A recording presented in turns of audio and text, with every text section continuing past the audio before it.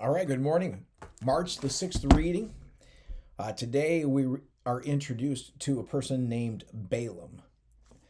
Balak and Balaam. So remember, the Israelites, they're traveling, they're trying to basically bide their time while they're waiting for their 40 years to get back into the promised land. So they're wandering all around the Sinai Peninsula, all throughout, trying to dodge all of these nations, the Ammonites and the Edomites, and so now let's continue to see what happens here as they're kind of weaving in between all of these nations, right? It says, then the people of Israel traveled to the plains of Moab and camped east of the Jordan River across from Jericho.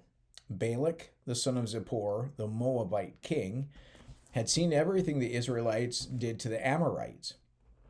And when the people of Moab saw how many Israelites were there, they were terrified. And the king of Moab said to the elders of Midian, this mob will devour everything in sight, like an ox devours grass in the field. So Balak, the king of Moab, sent messengers to call Balaam, the son of Beor, who was living in his native land of Pethor, near the Euphrates River. His message said, look, a vast horde of people has arrived from Egypt. They cover the face of the earth and are threatening me. Please come and curse these people for me, because they are too powerful for me. Then perhaps I will be able to conquer them and drive them from the land. I know that blessings fall on any people you bless, and curses fall on people you curse. So Balak's messengers, who were elders of Moab and Midian, set out with money to pay Balaam to place a curse upon Israel. They went to Balaam and delivered Balak's message to him. Stay here overnight, Balaam said. In the morning I will tell you whatever the Lord directs me to say. So the officials from Moab stayed there with Balaam. That night God came to Balaam and asked him, who are these men visiting you? Balaam said to God, Balak the son of Zippor, the king of Moab, has sent me this message. Look, a vast horde of people has arrived from Egypt, and they cover the face of the earth. Come and curse these people for me. Then perhaps I will be able to stand up to them and drive them from the land. But God told Balaam, do not go with them. You are not to curse these people, for they have been blessed. And the next morning Balaam got up and told Balak's officials, go on home. The Lord will not let me go with you. So the Moabite officials returned to King Balak and reported, Balaam refused to come with us. Then Balak tried again. This time he sent a larger number of even more distinguished officials than those he had sent the first time. They went to Balaam and delivered this message to him. This is what Balak, the son of Zippor, says. Please don't let anything stop you from coming to help me. I will pay you very well and do whatever you tell me. Just come and curse these people for me. So Balaam responded to Balak's messengers, even if Balak were to give me his palace filled with silver and gold, I would be powerless to do anything against the will of the Lord my God. But stay here one more night, and I will see if the Lord has anything else to say to me. And that night God came to Balaam and told him, since these men have come for you, get up and go with them, but do only what I tell you to do. So the next morning Balaam got up, saddled his donkey, and started off with the Moabite officials.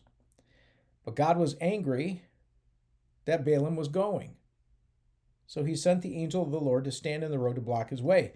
And as Balaam and two servants were riding along, Balaam's donkey saw the angel of the Lord standing in the road with a drawn sword in his hand. And the donkey bolted off the road into a field. But Balaam beat it and turned it back onto the road. And then the angel of the Lord stood at the place where the road narrowed between two vineyard walls. When the donkey saw the angel of the Lord, it tried to squeeze by and crushed Balaam's foot against the wall. So Balaam beat the donkey again.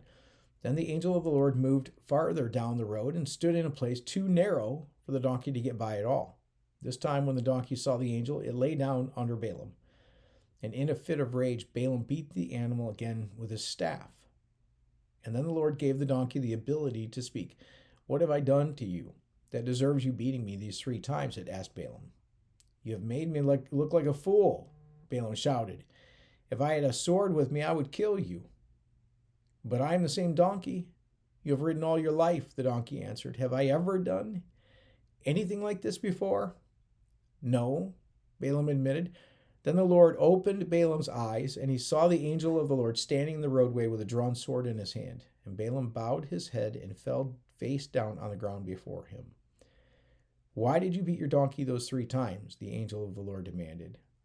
"Look, I have come to block your way because you are stubbornly resisting me. 3 times the donkey saw me and shied away. Otherwise, I would certainly have killed you by now and spared the donkey." Then Balaam confessed to the Lord of the angel of the Lord, "I have sinned. I didn't realize you were standing in the road to block my way. I will return home if you are against my going." But the angel of the Lord told Balaam, "Go with these men, but say only what I tell you to say." So Balaam went on with Balak's officials. When King Balak heard that Balaam was on the way, he went out to meet him at a Moabite town on the Arnon River at the farthest border of his land. "Didn't I send you an urgent invitation? Why didn't you come right away?" Balak asked Balaam. "Didn't you believe me when I said I would reward you richly?" And Balaam replied, "Look, now I have come, but I have no power to say whatever I want. I will speak only the message that God puts in my mouth." And then Balaam accompanied Balak to Kiriath Hezoth, where the king sacrificed cattle and sheep. And he sent portions of the meat to Balaam and the officials who were with him. And the next morning Balak took Balaam up to Bamoth Baal. From there he could see some of the people of Israel spread out below him. Numbers 23. And then Balaam said to King Balak, "Build me 7 altars here, and prepare 7 young bulls and 7 rams for me to sacrifice." Balak followed his instructions, and the 2 of them sacrificed a young bull and a ram on each altar. And then Balaam said to Balak, "Stand here by your burnt offerings, and I will go to see if the Lord will respond to me. Then I will tell you whatever he reveals to me." So Balaam went alone to the top of a bare hill, and God met him there. And Balaam said to him, "I have prepared 7 altars, and have sacrificed a young bull and a ram on each altar." And the Lord gave Balaam a message for King Balak. And then he said, "Go back to Balak and give him my message." So Balaam returned and found the king standing beside his burnt offerings with all the officials of Moab. This was the message Balaam delivered. "Balak summoned me to come from Aram. The king of Moab brought me from the eastern hills. 'Come,' he said, 'curse Jacob for me. Come and announce Israel's doom.' But how can I curse those whom God has not cursed? How can I condemn those whom the Lord has not condemned? I see them from the cliff tops. I watch them from the hills. I see a people who live by themselves, set apart from other nations. Who can count Jacob's descendants as numerous as dust? Who can count even 1/4 of Israel's people? Let me die like the righteous. Let my life end like theirs." And then King Balak demanded of Balaam, "What have you done to me? I brought you to curse my enemies. Instead, you have blessed them." But Balaam replied, "I will speak only the message the Lord puts in my mouth." And then King Balak told him, "Come with me to another place. There you will see another part of the nation of Israel, but not all of them. Curse at least that many." So Balak took Balaam to the plateau of Zophim on Pisgah Peak. He built 7 altars there and offered a young bull and a ram on each altar. And then Balaam said to the king, "Stand here by your burnt offerings while I go over there to meet the Lord." And the Lord met Balaam and gave him a message. Then he said, "Go back to Balak and give him my message." So Balaam returned and found the king standing beside his burnt offerings with all the officials of Moab. "What did the Lord say?" Balak asked eagerly. This was the message Balaam delivered. "Rise up, Balak, and listen. Hear me, son of Zippor. God is not a man, so he does not lie. He is not human, so he does not change his mind. Has he ever spoken and failed to act? Has he ever promised and not carried it through? Listen, I received a command to bless. God has blessed, and I cannot reverse it. No misfortune is in his plan for Jacob. No trouble is in store for Israel. For the Lord their God is with them. He has been proclaimed their king. God brought them out of Egypt. For them he is as strong as a wild ox. No curse can touch Jacob. No magic has any power against Israel. For now it will be said of Jacob, what wonders God has done for Israel. These people rise up like a lioness, like a majestic lion rousing itself. They refuse to rest until they have feasted on prey, drinking the blood of the slaughtered." And then Balak said to Balaam, "Fine, But if you won't curse them, at least don't bless them. But Balaam replied to Balak, didn't I tell you that I can do only what the Lord tells me? And then King Balak said to Balaam, come, I'll take you to one more place. Perhaps it will please God to let you curse them from there.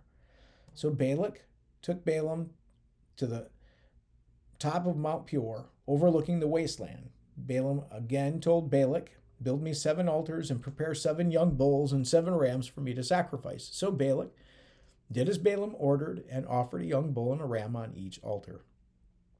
By now, Balaam realized that the Lord was determined to bless Israel, so he did not resort to divination as before. Instead, he turned and he looked out toward the wilderness, where he saw the people of Israel camped, tribe by tribe. And then the Spirit of God came upon him, and this is the message he delivered. This is the message of Balaam the son of Beor, the message of the man whose eyes see clearly, the message of one who hears the words of God, who sees a vision from the Almighty, who bows down with eyes wide open. How beautiful are your tents, O Jacob! How lovely are your homes, O Israel! They spread before me like palm groves, like gardens by the riverside. They are like tall trees planted by the Lord, like cedars beside the waters. Water will flow from their buckets. Their offspring have all they need. Their king will be greater than Agag. Their kingdom will be exalted. God brought them out of Egypt. For them he is as strong as a wild ox. He devours all the nations that oppose him, breaking their bones in pieces, shooting them with arrows. Like a lion, Israel crouches and lies down, like a lioness who dares to arouse her. Blessed is everyone who blesses you, O Israel, and cursed is everyone who curses you. Well, King Balak flew into a rage against Balaam. He angrily clapped his hands and he shouted, I called you to curse my enemies. Instead, you have blessed them 3 times. Now get out of here. Go back home. I promised to reward you richly, but the Lord has kept you from your reward. Balaam told Balak, don't you remember what I told your messengers? I said, even if Balak were to give me his palace filled with silver and gold, I would be powerless to do anything against the will of the Lord. I told you that I could say only what the Lord says. Now I'm returning to my own people, but first let me tell you what the Israelites will do to your people in the future. And this is the message Balaam delivered. This is the message of Balaam, the son of Beor, the message of the man whose eyes see clearly, the message of one who hears the words of God, who has knowledge from the Most High, who sees a vision from the Almighty, who bows down with my eyes wide open. I see him, but not here and now. I perceive him, but far in the distant future. A star will rise from Jacob. A scepter will emerge from Israel. It will crush the foreheads of Moab's people, cracking the skulls of the people of Sheth. Edom will be taken over, and Seir, its enemy, will be conquered, while Israel marches on in triumph. A ruler will rise in Jacob, who will destroy the survivors of Ur. Then Balaam looked over toward the people of Amalek and delivered this message. Amalek was the greatest of nations, but its destiny is destruction. Then he looked over toward the Kenites and delivered this message. Your home is secure, your nest is set in the rocks, but the Kenites will be destroyed when Assyria takes you captive. Balaam concluded his messages by saying, alas, who can survive unless God has willed it?